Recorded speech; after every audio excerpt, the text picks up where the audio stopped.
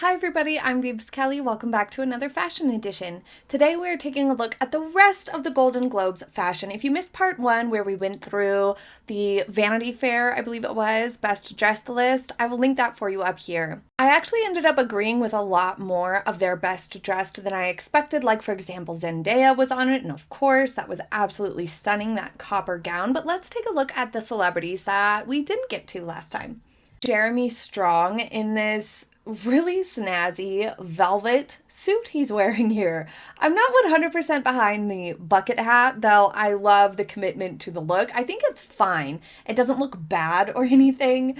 It adds a quirkiness to it that I think suits his vibes. But as far as like a moment, I definitely think it took away a little bit from the polished aspects of this suit because it fits him great.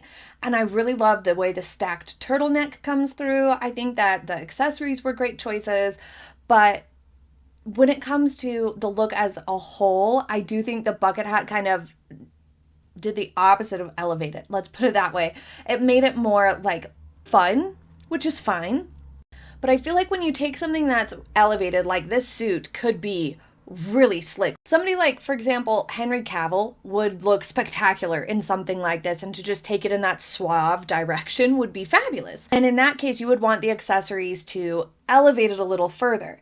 Because it's a sort of playful color, this sort of minty teal, seafoamy green. It's an interesting color and it has great texture, so it could go either way. It could be really elevated. If Jeremy were wearing this to a slightly more casual event, doing the bucket hat, I think would work better because it would be taking this suit that has the potential to be really, really snazzy, putting the bucket hat on, adds a bit of a casual, quirky, fun flair that kind of makes it more appropriate for a slightly more casual event. So here for the Golden Globes, I'm not sure it was 100% the right approach, but I do like it and it fits him great, which is really important. Zoe Kravitz we didn't get to last time, but I think she is one of the best dressed of the evening here. I absolutely love this column gown on her. The strapless element to it could have been better fitting here though. As you can see, if you look closely, it does look like it's sitting ever so slightly low across the bust and even around the back because it's so much lower on her actual chest.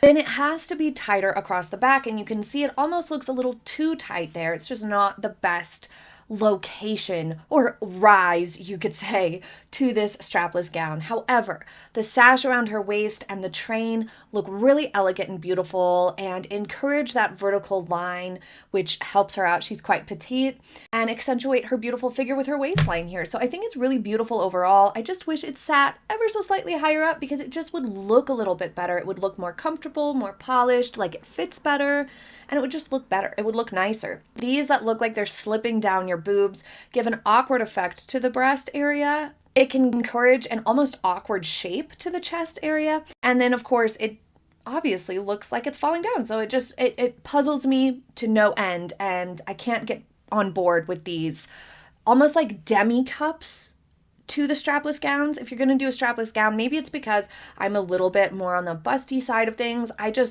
I cannot deal with a strapless gown that only comes halfway up the boob. It's just not happening here. As far as her skipping the necklace in this occasion, I think it's fine here because her earrings, as you can see, they're dangly, they're big, they're eye-catching, they're quite intricate and probably pretty heavy. So I think it looks fine without the necklace in this instance. Andrew Garfield playing around with the wide leg trousers here. I think it's fine. He's definitely rocking it. He seems comfortable and confident in it. I like the way he styled himself, or his stylist styled him, in a slightly undone sort of manner. I think it serves the look well. However, I do think, at least in these pictures, his proportions look ever so slightly off. The suit jacket is a little bit longer, and when you pair that up with the wider leg trousers, it's making his legs look quite short. And he's fairly tall. I think he's at least 6 foot tall. So it's kind of awkward to see him looking like he has short legs when he certainly doesn't. So that's all to do with the cut of the suit jacket paired up with those wider leg trousers just not being the best silhouette for him to accentuate his best features. And let's face it, height is a great feature. Isabella Rossellini in a very dramatic red dress with a sheer cape. This is really beautifully done for her. It looks a little bit Red Riding Hood because of the way the cape has the sleeves, the holes for the sleeves, and the draping across here. Just the way that it's styled is very much sending Little Red Riding Hood vibes. I would have advised her to stick with a simpler earring or maybe even a snazzy headpiece, like a fascinator, a fancy headband, a beautiful hairpin with statement earrings, because these long, dangly, almost messy looking earrings right here where she has a lot going on with the collar and the tie and then the gathering of the fabric where it's draping away, and it looks like the dress underneath also has some shoulder pads. That's a lot of visual stimulation right here. We have pattern with sheer on top and all these layers. So there's just too much happening to have these sort of cluttered earrings in the same exact spot. So studs would have been better if she wanted to add a little something, and I think it would have been fabulous to add something more like a fascinator or a beautiful eye-catching headband that matches the dress, because it would have just encouraged a more of a vertical line, elongated her up out of this sort of heavy look. At least right around here, it looks a little bit heavy. That would have been an improvement. Nikki Glazer's red carpet look here is a beautiful golden satin gown with gorgeous draping across the center. Again, we have a few issues with the straplessness of it. As you can see, her bust line looks like it's sitting higher than where the cups are. So that just, it automatically looks like you need to hike it up. Hike it up, girl. It'll look better, it'll feel better, it'll be more comfortable, it'll be more supportive, and your bust line will look more attractive if everything is fitting properly and pulled up enough. So I wish the straplessness of this gown was done better and more polished, but I like her accessories, her jewelry. I like the dress itself. The draping of the skirt and the train are just amazing. Though I will say it looks like the seam is puckering some along the bustle area. In this picture, at least it is. So that could have been polished up and done a little bit better. But the draping, that satin fabric just looks so luscious. Very beautiful. And it looks lovely on her. Sheryl Lee Ralph in a gorgeous red column gown. Strapless again, but this time with sleeves. I love that. I love when there are sleeves included in evening gowns in general. There is an almost constant desire or tendency to go with strapless and sleeveless 100% of the time with evening gowns. They are definitely by far the most popular choice, but they're not always the most flattering and certainly not the easiest to wear. But this dress, though it looks like it has a little bit of puckering, maybe not the best fit around her waist, beneath her bust line, and on the sleeves, it is very beautiful and it's very close to perfect here. I think it's quite flattering for her. The monochrome look is always going to be a nice streamlined effect where it's a little bit slimming, a little bit elongating. That's all really, really nice. I think maybe a slightly different hairstyle would have been nice to see. Maybe a half up hairstyle would have been a nice way to polish this beautiful look off. Great color on her as well. Eddie Redmayne never misses a chance to do something interesting with his fashion on the red carpet, and this is no exception. This checkered suit is a statement, and I think it's really nice. It seems to fit him really well. I like the fit of the trousers especially. If he would have tried to go for, or the designer tried to go for something more wide leg with this pattern, it would have been way too much and looked just way overwhelming. It would have looked like it was eating him alive. So this was a great option. I like the interesting collar as well under there. Kind of gives you something to anchor to and latch onto, since the print is so high contrast and so like graph paper. I think this was a good choice to go with that neckline. Andrew Scott's powder blue suit isn't my favorite. It's a little bit too retro in my opinion, and the fit of it doesn't look great. It looks like there's a little bit of trouble fitting the trousers. It's making his legs look quite short as well. I love a longer suit jacket for men, and it's definitely a trend that we're seeing more and more, the longer suit jackets. I think they're great. I definitely don't like a too short suit jacket, as we've seen with like Prince Harry, for example.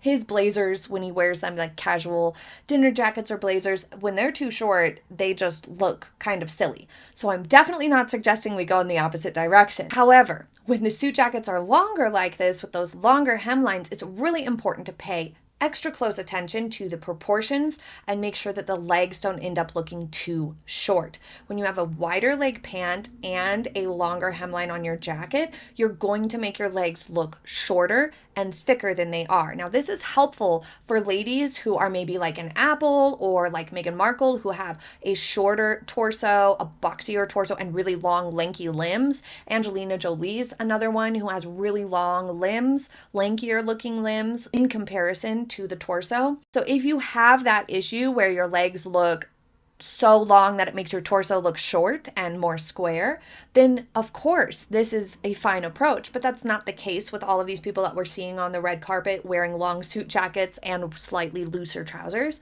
So here it has made his legs look particularly short. Not the best silhouette.